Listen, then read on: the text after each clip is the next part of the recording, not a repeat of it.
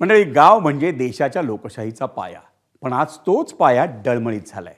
राज्यातील तब्बल 14,000 ग्रामपंचायतींच्या निवडणुका रखडल्यानं केवळ सरपंचांच्या खुर्च्या रिकाम्या नाहीत, तर हजारो गावांचा विकास अधांतरी लटकलाय. रस्ते, पाणी, स्वच्छता, रोजगार, ग्रामनिधी, विकास कामांचे निर्णय आणि ग्रामस्थांच्या प्रश्नांची उत्तरं देणारी व्यवस्थाच आज निर्णय शून्य झाली आहे. ही फक्त निवडणूक लांबल्याची गोष्ट नाही आहे, तर ग्रामीण महाराष्ट्राच्या विकासाला लागलेल्या ब्रेकची आणि लोकशाहीच्या पायाला पडलेल्या तड्याचीही गोष्ट आहे. पाहूयात त्याच संदर्भातला स्पेशल रिपोर्ट.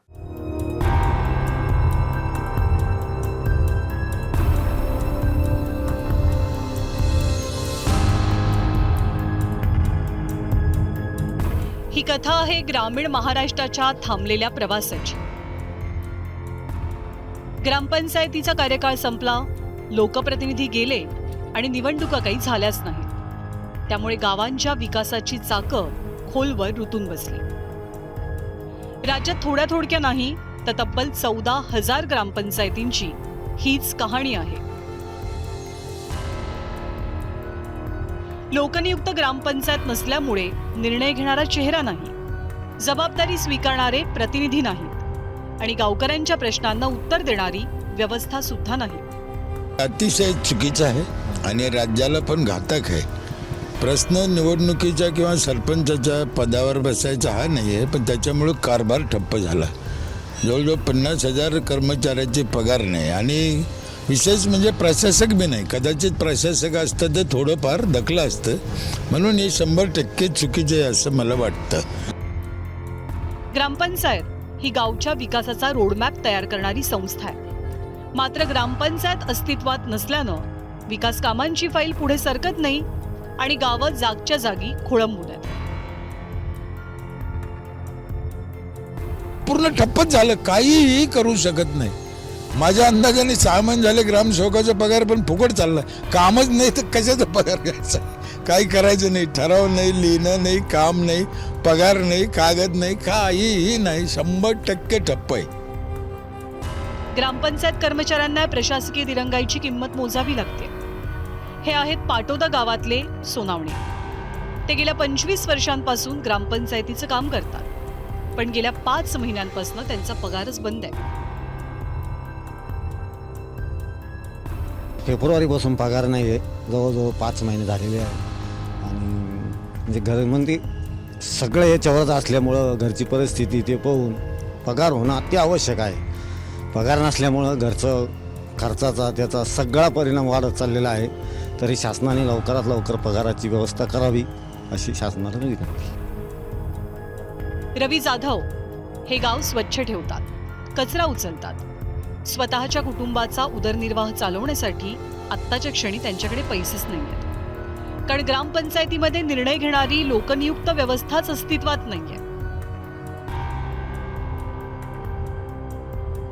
5 महिने झालं पेमेंट नाही आम्हाला. पूर्ण ग्रामपंचायतीवरच आमचं सगळं आहे. दुसरं तर काम नाही भेटत आम्हाला. सगळ्या ग्रामपंचायत डिफिन आमचं. कसं चालत होतं? आता त्याच्याकडून 5,000 घ्यायचे, त्याच्याकडून 5,000 घ्यायचे. दुसरा तर व्यवस्था नाही आमच्याकडं. पूर्ण ग्रामपंचायत चालतं ना आमचं. मग शासनाला विनंती आहे लवकरच हे करावं. ग्रामपंचायत म्हणजे लोकशाहीची पहिली शाळा. नंतर मोठमोठ्या पदांवरती पोहोचलेले अनेक लोकप्रतिनिधी या ग्रामपंचायतीनंच घडवलेले आहेत. लोकसभा, विधानसभेच्या निवडणुका नेहमीच वेळेवर पार पडतात. पण मग ग्रामीण महाराष्ट्राला स्वतःचा प्रतिनिधी निवडण्याचा अधिकार महिनोन महिने का नाकारला जातोय, हा मोठा प्रश्न आहे. ग्रामीण भागाचे प्रश्न ही सरकारची प्राथमिकता नाही का, असाही सवाल आता उपस्थित होतोय. निवडणूक आयोग काय कशासाठी ठेवला? आम्ही काय गवत उपटायचं काम करते? काय करते? आणि कशामुळे नाही घेतलं याचं काही कारण नाही, काही नाही, काहीही नाही. मनमानी, निव्वळ मनमानी. पण ग्रामविकासाच्या बाबतीत असं करणं मला वाटतं हे पाप आहे. अहो, एका गावाला पाण्याचा प्रश्न निर्माण झाला, तिथे पाणी पुरवठा मंत्री स्वतः गुलाबराव पाटलाला जावं लागलं, कारण सरपंच नाही. आता 14,000 गावात सरपंच नाही, प्रशासक नाही म्हणल्यावर तो कारभार चालायचा कसा? ग्रामविकास मंत्री जयकुमार गोरेंनी हा प्रश्न लवकरात लवकर सोडवण्याचं आश्वासन दिलं. निवडणुका आणि कर्मचाऱ्यांच्या पगारांबाबत सरकार सकारात्मक असल्याचं ते म्हणतात. 50,000 कर्मचाऱ्यांचे पगार थांबायचं काहीच कारण नाही.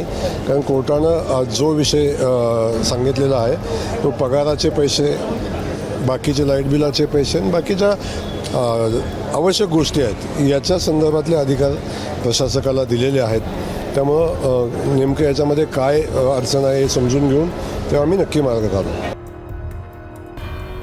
लोकशाहीची खरी परीक्षा ही दिल्लीत किंवा मुंबईत होत नाही, तर ती गावांच्या चौकात होते असं म्हणतात. आज महाराष्ट्रातील हजारो गावांचे चौक एका प्रश्नाचं उत्तर शोधतात.